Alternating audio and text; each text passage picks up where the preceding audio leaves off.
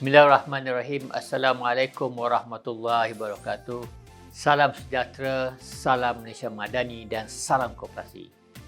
Angkasa dibina atas dorongan dan kerjasama gerakan koperasi dan kerajaan.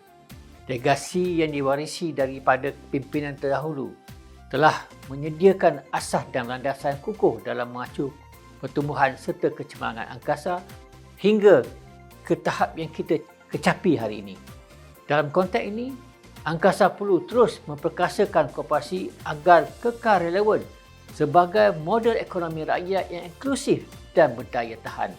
Sambutan ulang tahun angkasa adalah simbol penghargaan kepada seluruh anggota koperasi dan kekuatan yang terletak pada kesepakatan serta semangat kerjasama yang tidak pernah luntur agar peranan angkasa dalam membangun ekonomi rakyat melalui gerakan koperasi dapat dilaksanakan mengikut keupayaan dan keperluan anggota koperasi.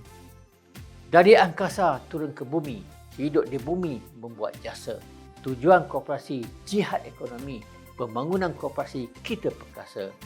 Selamat ulang tahun angkasa yang ke-55. Sekian, terima kasih.